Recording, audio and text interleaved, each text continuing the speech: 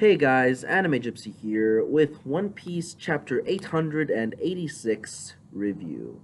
And before I get started, I'd like to say this is overall is a pretty good chapter. I'd give it a 9 out of 10 rating. Actually, no, a 8.5 out of 10 rating. It's solid, but it's not the best, which is why it got that rating. But nevertheless, this chapter's strong suit is characterization from a ability standpoint. And because of that, I will leave this to the end and start with story progression. Now, overall, there are 4 points in story progression. The first one is basically the group decides to take the cake out to the harbor so they could meet Big Mom. So as opposed to the previous chapter where they were just gonna wait for Luffy and company, they realized, oh, this is taking way too much time and we can't afford to stay here that long, so we are going to try and accelerate the plan so we could calm Big Mom and leave as fast as possible. And it sounds like a solid plan. I won't disagree, but I'd say leave while the pot is hot. Like, just leave while Big Mom pirates are preoccupied with Big Mom herself, as opposed to calming Big Mom and leave. That's basically my opinion on a better plan. But yeah. So other than that, the second point story progression is the whole oven incident, which is Oven finding out who that Chiffon is with the other group, and he basically goes haywire. He's like, "Hey, you mutinous traitor! I don't care if you're my sister anymore. You betrayed us. You could have cost us our lives as a crew. You piece of junk!" Like, he just goes straight out on her, takes her, and then you have the interference with Sanji and Oven, which is part of the same point in story progression, and that's the second point. And overall, that basically leads me to believe that even though we only get to see at the very end a confrontation between, well, the initial confrontation was between Sanji and Oven, but then Sanji goes back and does not really cause any more trouble. The later confrontation was with Capone, and I honestly think that what we're gonna get later on is a Capone Sanji versus Oven fight. I know some of you guys might say, but isn't that unfair for Oven? Oven isn't that strong. He'd easily be taken out. And I'd say no, because remember, this guy was able to take Pedro out. And sorry, was able to fight Pedro, not take him out. And Pedro was pretty powerful. He had a 450 million berry bounty. He ain't no scrub, and he is above Sanji and Capone's tier, no doubt at all.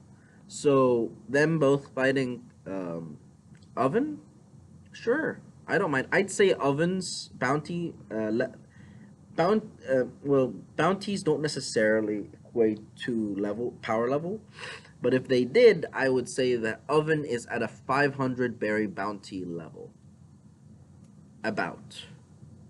So it would make sense for both. Actually, no. I'd say something along the lines of 490 because I don't see Oven single-handedly taking out Luffy. No. So slightly under Luffy, not as powerful as Luffy. So in terms of power standpoint, I'd put Oven slightly below Luffy. And when I say slightly below Luffy, I mean slightly below Gear 4 Luffy. So that should give you a good understanding of what I think Oven's power standpoint is, and why I think both Sanji and Capone are needed to defeat him. And I can't wait to see that fight, and I hope I am right. So, and that leads us to the third point in story progression, which is Carrot revealed. Well, it was the Sunny. We go to the Sunny, and Carrot reveals that we get a full moon. That basically tells us that at night, no, that tells us two things. First of all, the Whole Cake Island arc is going to stretch to the night. It's going to stretch to the night. The second part is we get to know that the Straw Hats are going to get an upper hand at night when the night comes. So, in my perspective, that means that we might see this probably for 4 chapters from now, in my perspective. Probably more, though. I'm just being optimistic. And the fifth point in story progression, and sorry, the two, three, four. The fourth point in story progression and final point in story progression is we get to find out that Luffy is just running hog wild throughout Totland, through the mirror worlds, and his goal is to tire Katakuri out by making him overuse the haki.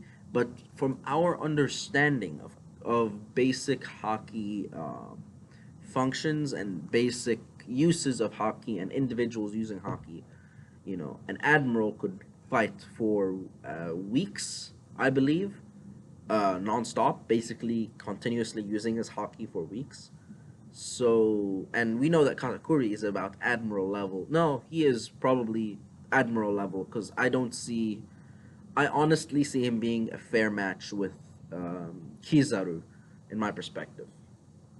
So, from that standpoint, I definitely could see him continuously fight for, uh, at the very least, a week using his haki nonstop. At the absolute very least, that's Karakuri for you. So all this waiting and stuff should not really affect him that much. Now, let's get to characterization. And when we talk about characterization, we have 6 points of characterization we need to address. Two of them go to Oven. The first one is a persona type characterization when it comes to communal belief, to basic, oh, what do I believe in, where do my loyalties lie?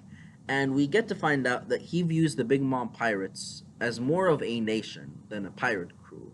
You tried to assassinate our queen, he says. You committed mutiny. Well, mutiny part is more of a pirate thing. Well, it could be considered. Well, treason is country, mutiny is ship, I believe.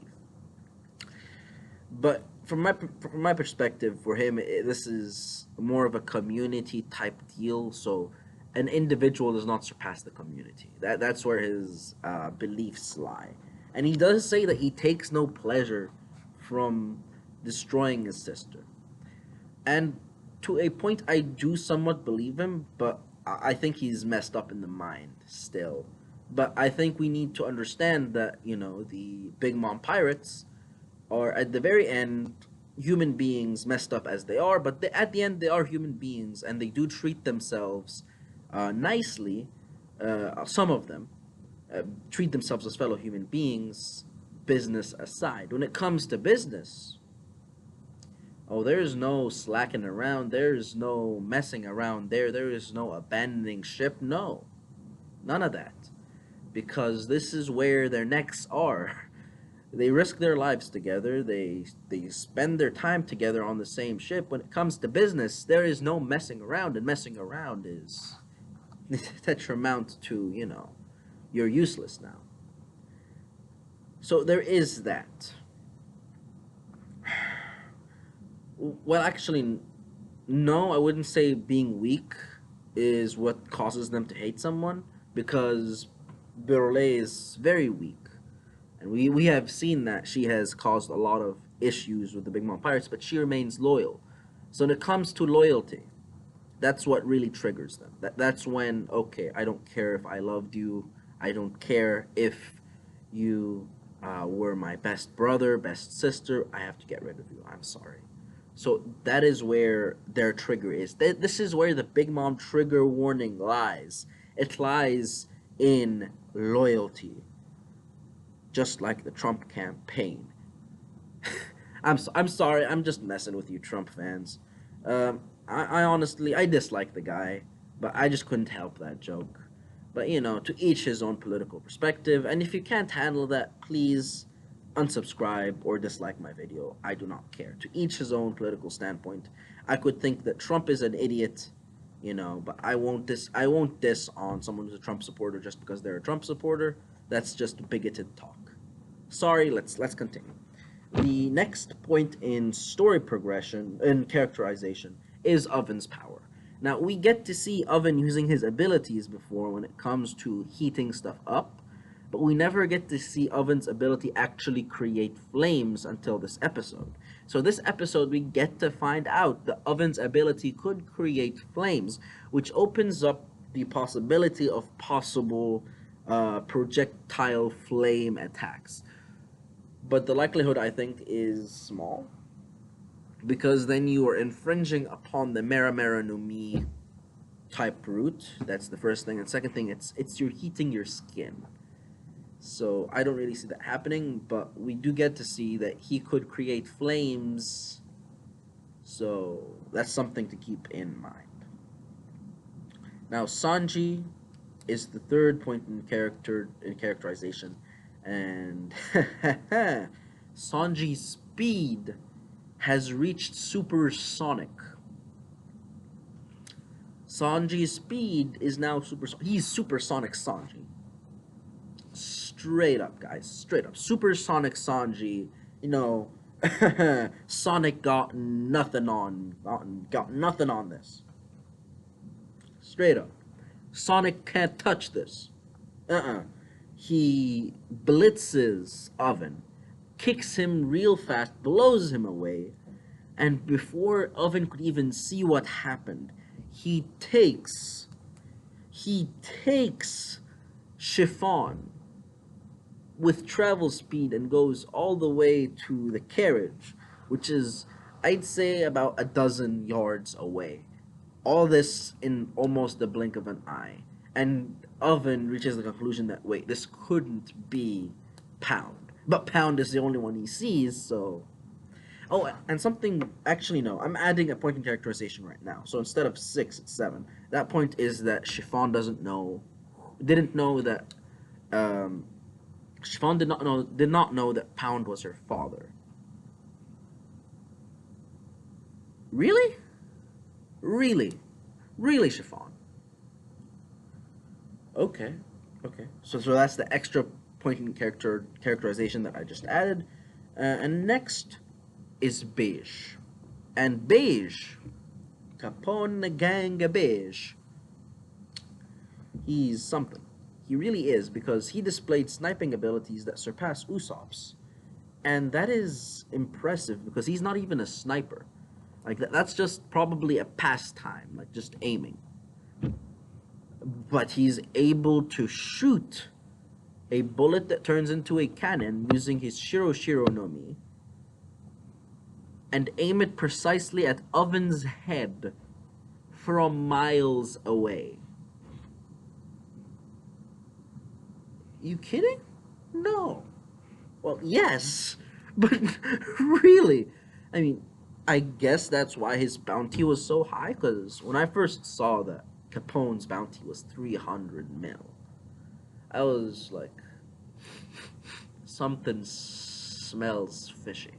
And then when I saw his castle form, I was like, okay, it's starting to make sense. And now I'm like, okay, all this together, now that makes sense. And next is Carrot. Carrot.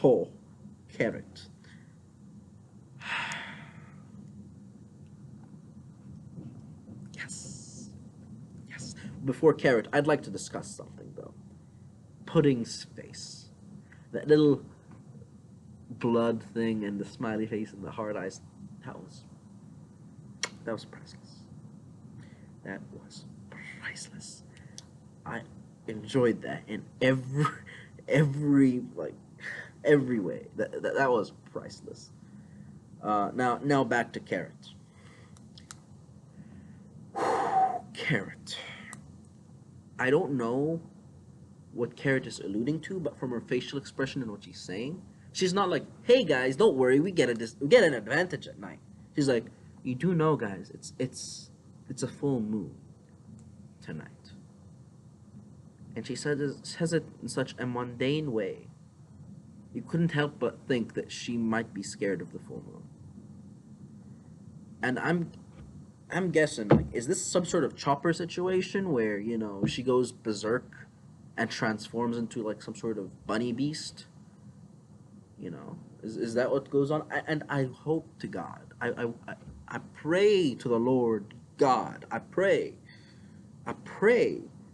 that Carrot is not cutified in her beast form, if she gets one. I pray to the Lord. I pray.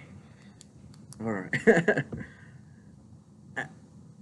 It's too early to tell, so I'll just leave it at that. Finally,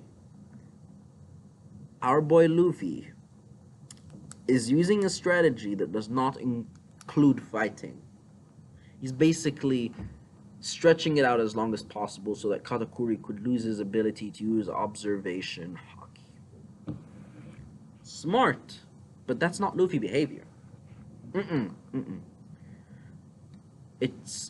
But it's important because that shows that Luffy understands the gap, and I mean the gap between his abilities and Katakuri's, and that's something that you there's no denying really. It's just it's such an overwhelming just gap that Luffy can't just ignore it. Oda could not just BS it.